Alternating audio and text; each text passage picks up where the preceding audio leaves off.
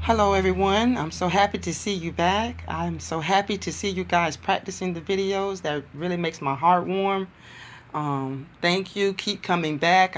Keep putting videos up as long as I know that I'm helping someone. That's all I care about. Now today we're going to be working on selection number 38.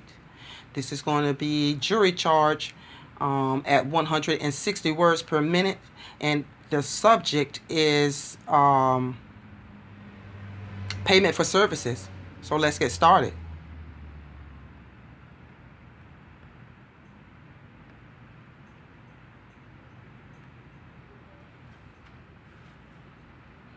Members of the jury, let me first commend you for the very careful attention that you have been paying to the testimony in this case and to the arguments of counsel. It is a rather unusual case. The plaintiff, Florence Doolin, is seeking a verdict at your hands against Agnes Rowland, administratrix of the estate of James Porter, deceased the defendant. It is the contention of the plaintiff that she, a stranger not related to James Porter, rendered valuable service to Mr. Porter beginning in 1945 and up to March 19, 1956, when Mr. Porter died, that there was no payment in cash made by Mr. Porter to Mrs. Doolin during that entire period, about 11 years, that she did receive her board and lodging, but that she was promised by Mr. Porter that he would compensate her for her services by providing in his will for her. That, in general, is the contention of the plaintiff. She says that no will was found making any provision for her after Mr. Porter's death, and therefore she says she is entitled to receive from the estate of Mr. Porter, from the defendant in this case, the reasonable value of the services which she rendered in reliance upon the promise of Mr. Porter to compensate her by providing for her in his will. To substantiate her claim, she produces the testimony of a large number of friends and acquaintances of Mr. Porter and of Mrs. Doolin.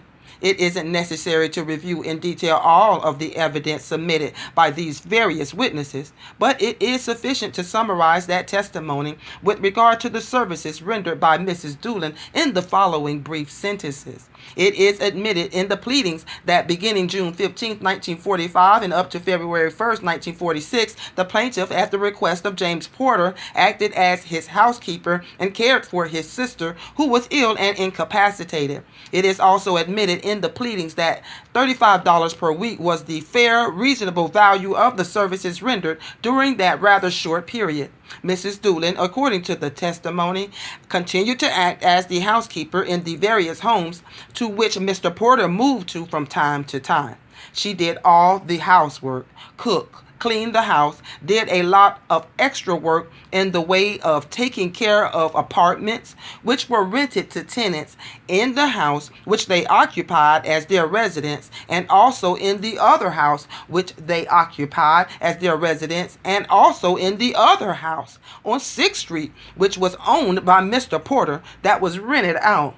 There is some testimony that she also helped in taking care of merchandise purchased by Mr. Porter in his business, that she helped to make that merchandise sellable. You had the testimony of Mrs. Lawrence, who said she was engaged in an employment agency. She gave it as her opinion that $45 was the reasonable value in addition to board and lodging for all of the services which the witnesses claim Mrs. Doolin rendered over the period beginning about 1952, when the 6th Street house was acquired.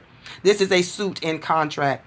Now, there are various kinds of contracts. A contract, of course, is an agreement between two parties which imposes a legal obligation.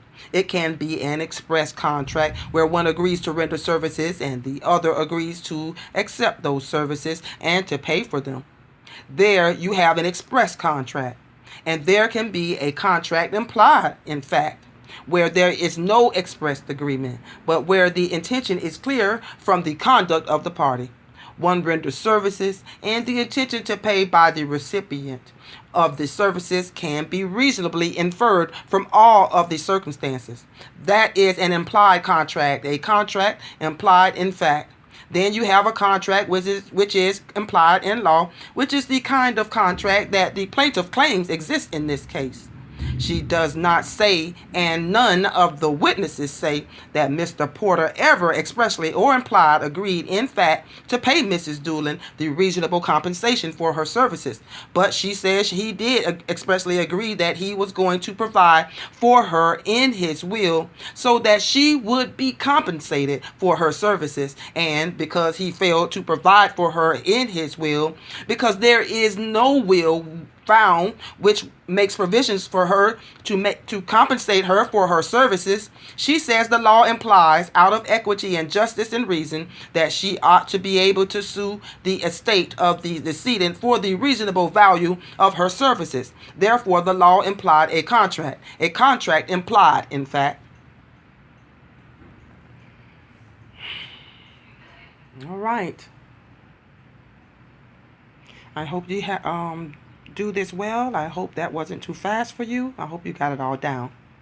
If you dropped anything, this video will be here forever. You can practice anytime. And if you'd like to subscribe or get other people to subscribe, please share my channel. Thank you. And you have a wonderful day.